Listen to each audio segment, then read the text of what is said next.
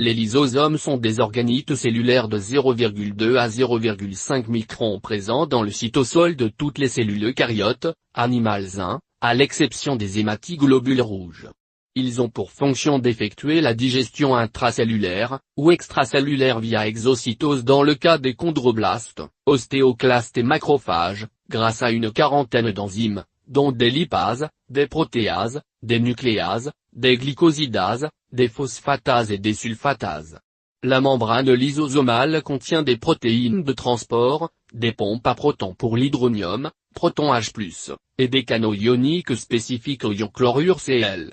Ces pompes à protons et ces canaux ioniques permettent le maintien à l'intérieur des lysosomes d'un pH compris entre 3,5 et 5, indispensable au fonctionnement des hydrolases acides qu'ils contiennent. Les lysosomes sont formés dans l'appareil de Golgi ou le réticulum endoplasmique. Christian de Duve, en 1949, distinguait les lysosomes primaires n'ayant pas encore rencontré de matériel à digérer, et les lysosomes secondaires. Actuellement la distinction porte sur la source du matériel digéré. 3 voies sont ainsi considérées. Des produits d'endocytose, contenus dans des endosomes fusionnent avec les vésicules de lysosomes, chargés d'hydrolase, pour former les endolysosomes. Les organites cellulaires détruits s'entourent d'une enveloppe, par fusion de vésicules, provenant peut-être d'eux du réticulum endoplasmique. Ceux-ci forment un autophagosome, qui, par fusion avec un endolysosome ou un lysosome, aboutirait à la formation d'un autophagolysosome. Les autophagolysosomes assurent le mécanisme d'autophagie cellulaire. Ce mécanisme est encore mal connu d'eux.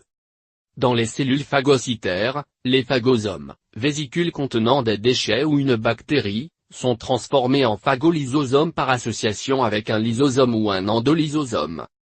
L'activité lysosomale est très importante chez le tétard dont la queue disparaît à l'état adulte.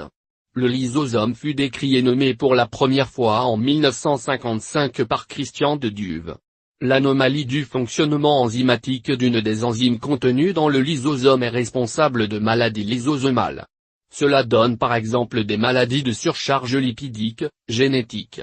Il peut y avoir formation de corps résiduels.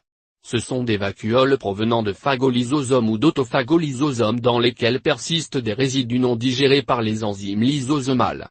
Ils peuvent être de 2 types, les figures myéliniques, et la lipofuscine, qui résulte de l'oxydation enzymatique des lipides, surtout dans les vieux neurones.